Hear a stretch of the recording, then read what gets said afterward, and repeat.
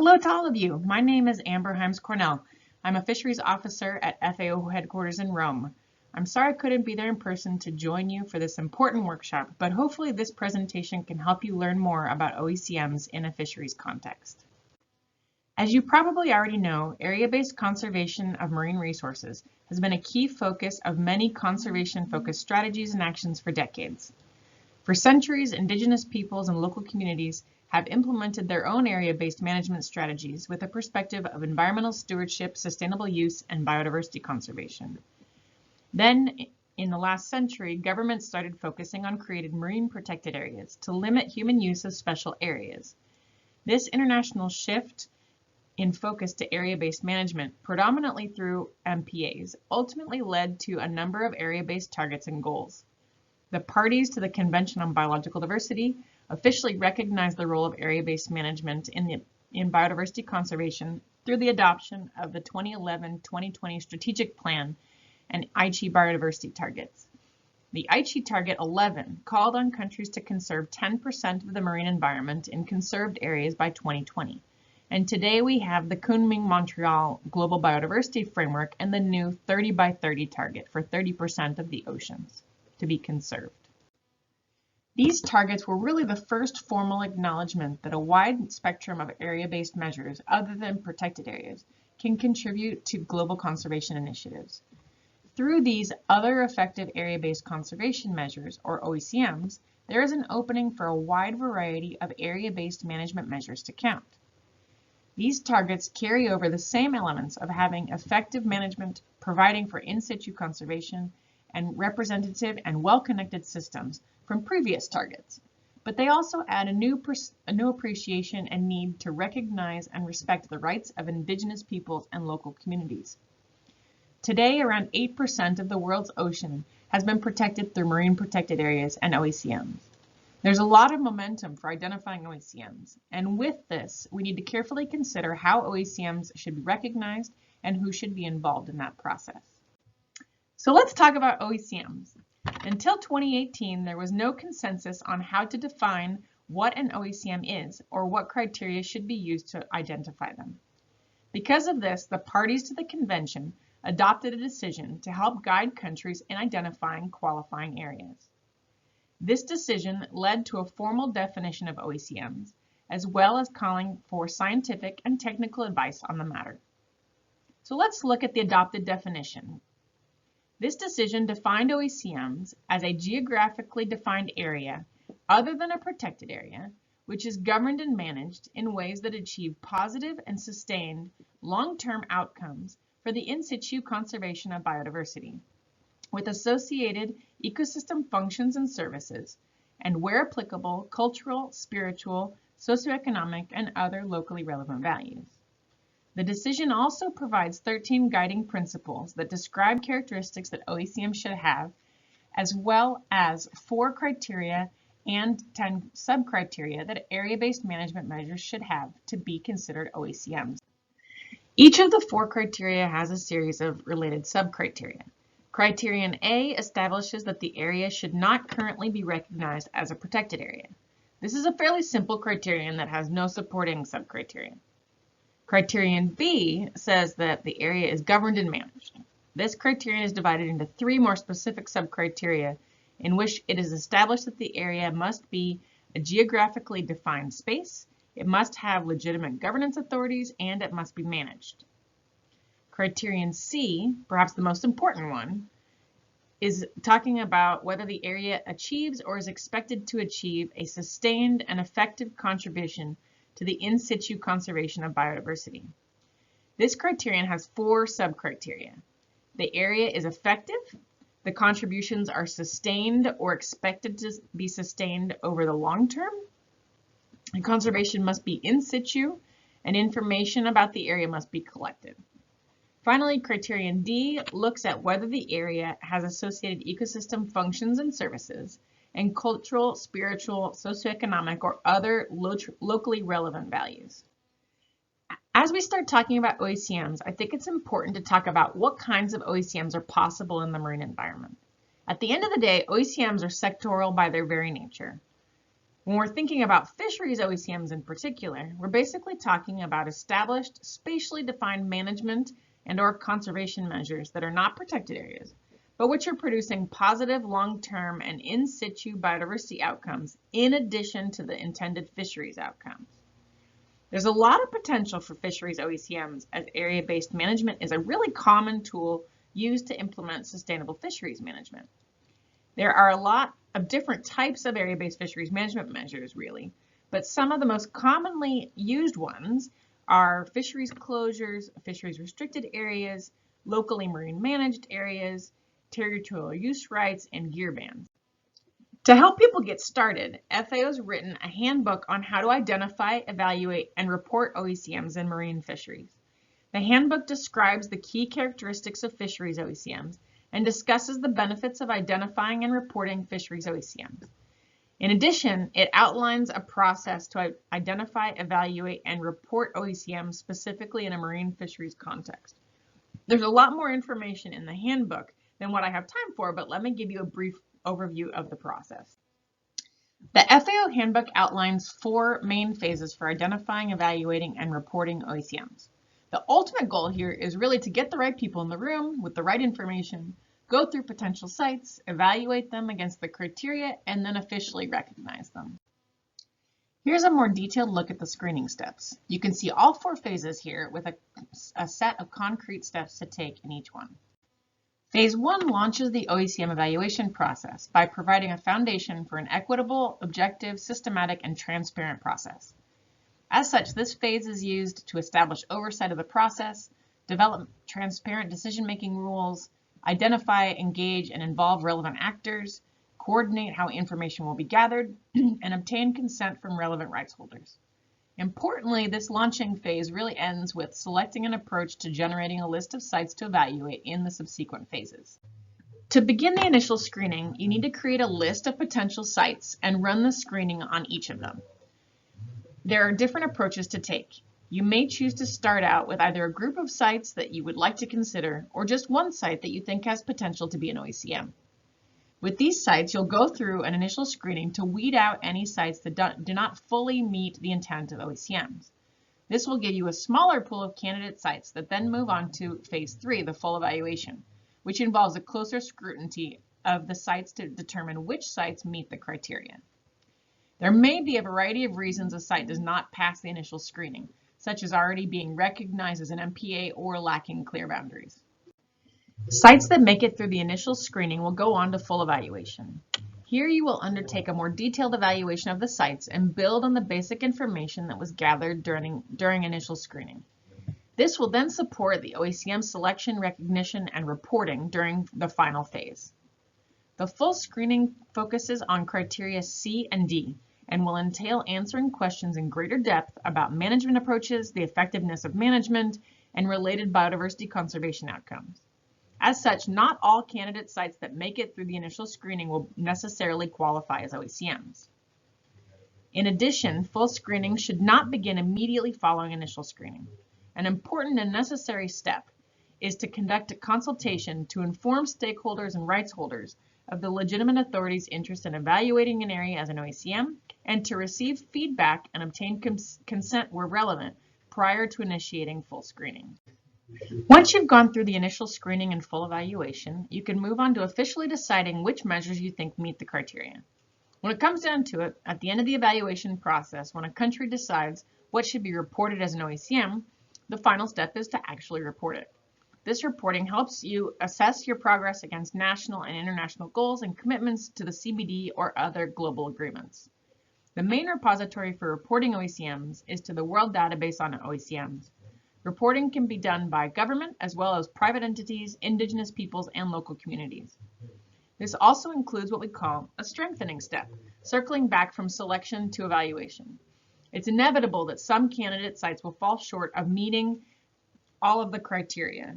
In this case, the evaluation process should help you identify where improvements could be made to strengthen management of those areas so that they can be reported in the future. I'd like to emphasize that you really need to document the entire process as you evaluate potential OECMs. I recommend that you document the pool of sites that you considered and screened, the decisions you made for each site at each step of the process, any evidence that supports those decisions, proof of consent that was obtained from rights holders and communities where relevant, who the governing and managing authorities are, and which rights holders and stakeholders participated in the process. By maintaining records of all of your decisions and the supporting information used to make those decisions, you will be able to easily justify the final OECM decision, generate concrete examples of how you went through the process and your lessons learned, use them to guide additional OECM evaluations you do in the future, and provide other people with examples of how they can do an OECM evaluation process. An important question that I get asked is, do fisheries OECMs already exist? Due to the prevalent use of area-based or spatial fisheries management measures and tools around the world, many of them already meet or are close to meeting the OECM principles and criteria. However, for marine OECMs, so far only Canada, the Philippines, Guernsey, and Colombia have reported them.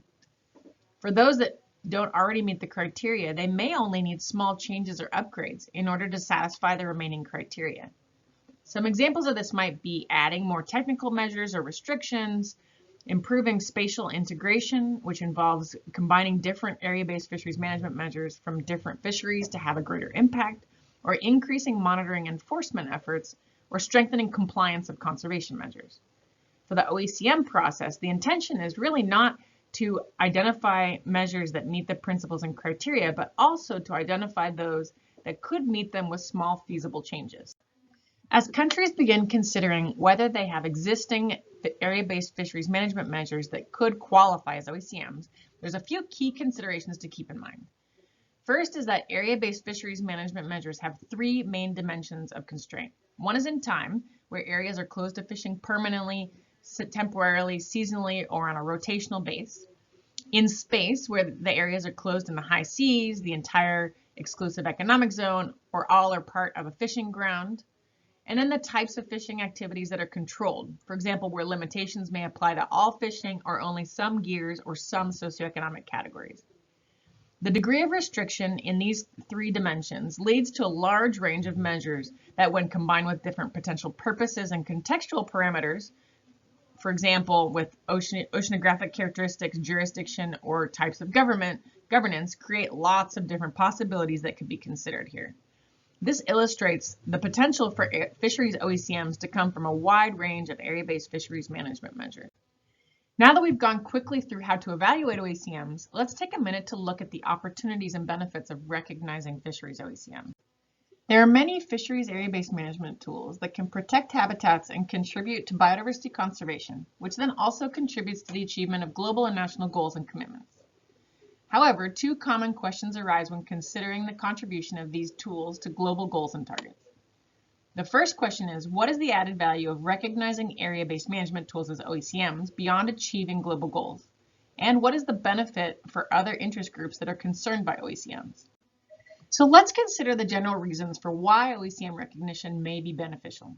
Well, first, it encourages the continuity of effective management approaches and provides models for other management to strive for.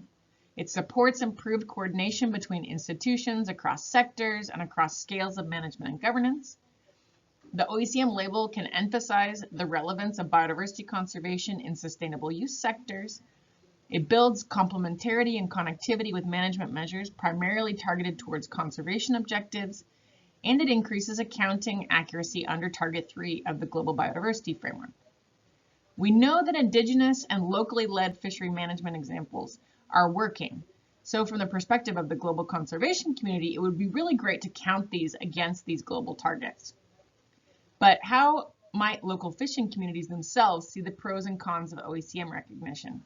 What potential benefits might they hope to receive, and in turn, what downsides might they be concerned about? From our work, representatives of fishing communities and indigenous groups have expressed both hopes and fears related to recognition of local marine management and stewardship as OECMs. It's important to remember that there are currently few real-world examples of marine OECMs, and none so far have been reported by a local community or indigenous group.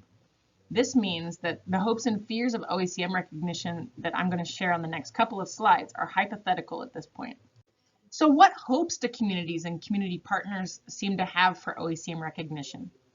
Some of the things that we've heard in our OECM capacity building workshops are that OECM recognition has the potential to sustain local leadership and compliance, maintain traditional knowledge systems, define tenure and rights to land and sea for community members, support increased respect and credibility of their stewardship, provide management rights, especially for traditional fishers, facilitate access to conservation-related funding sources, and also give a voice to fishers and fisheries organizations in conservation decision-making. With those hopes comes fears that communities may have regarding OECMs that could dissuade them from wanting to engage in this recognition pathway. We've heard concern that OECM recognition will bring international attention to areas, which could have benefits as outlined in the previous slide, but could also bring unfair scrutiny of local management. There's the potential that local fishery managers may be blamed unfairly for effects of climate cycles beyond their control.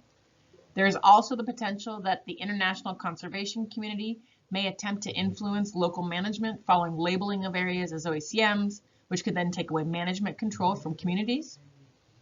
Formalization of traditional management practices may erode traditional knowledge systems rather than help maintain them. Formal recognition could infringe on customary rights. There could be additional time and cost burdens related to resource-intensive aspects of the OECM label, including the identification and reporting process. Since the process comes from outside entities, there's also a fear that OECMs may be another extractive global biodiversity conservation effort. And then, frankly, there's just overall uncertainty that the potential benefits will materialize at all. There are currently not a lot of examples for how these hopes and fears will play out in the real world. We hear these fears and are trying to work on how to support communities so that OECMs are one way that they can have recognition if they choose to pursue it. But this is an evolving conversation. Those in charge of reporting databases, such as the World Database on OECMs, are currently in conversation with diverse stakeholders and rights holders around alternatives for local communities and indigenous peoples to report their areas. It's also important to make sure that your process is built in consent and respect and offer flexibility so that communities can engage in the best ways for them. Here are some things that we can do and keep in mind as an international community and as countries to support inclusiveness of community-led efforts, values, and knowledge, and the potential for them to participate in these international goals if they choose. So first of all is to understand that the OECM process might not be sought out by all communities. We really kind of emphasize that you need to obtain free, prior, and informed consent continuously throughout the process to ensure that rights are respected. Should provide support for local level conservation with empowerment and local participation. Align with local values and traditional knowledge systems. Facilitate knowledge exchange, technical assistance, and replication of best practices in regional and national forums. Foster participation, co-management, and cooperation between sectors, and recognize different governance and management models. And by keeping these things in mind, we can hopefully increase the chances that communities will see the potential and their role in these global conservation discussions. Knowing all of this, I'd like to encourage you to move forward with trying to find area-based fisheries management measures that can be reported as OECMs. As we looked at earlier, the ability for OECMs to both complement the conservation efforts of protected areas and contribute in a novel way mean that OECMs provide an incredible opportunity. OECMs represent an opportunity to recognize areas and stakeholder efforts that contribute to in situ conservation. They also provide an opportunity to contribute jointly to biodiversity conservation goals and the Sustainable Development Goals, and are going to be essential elements in meeting the global biodiversity framework targets. The process of identifying OECMs can enhance dialogue between the conservation and other sectors and enhance mainstreaming of biodiversity. And on that note, no one has all the answers, so it's really important to ask questions and share early experiences so we can all learn from each other. Bringing all of this together, what should you remember about how to apply the OECM criteria? A national process is important to ensure coherence and coordinate sectors. In the marine environment, a regional process under a regional seas convention or a regional fisheries body is really useful as well. It can help catalyze identification of OECMs by countries and enable sharing experiences and feedback from countries on their processes and the challenges that they've encountered. The CBD decision on OECMs highlights that the criteria should be applied in a flexible manner and on a case-by-case basis. Any guidance should help interpret how this flexibility can be applied while maintaining a coherent and certain threshold of the OECM across sectors, a nation, and region. In the marine environment, promoting intersectoral dialogue as well is critical, and OECM should be linked to efforts towards marine spatial planning. OECM processes spark a debate on enhancing effectiveness of MPAs as well, and where we can hopefully have an equal burden of proof for both. And at the end of the day, what I really want to encourage you to do is to keep it practical and to not get bogged down into philosophical debates. Hopefully you now have a deeper understanding of what OECMs are, how fisheries fit into it, what the criteria and principles are, and then a little bit about how to operationalize them in an OECM evaluation and assessment. If you have any questions whatsoever, please feel free to email me at the email address here, and I want to thank you for your attention.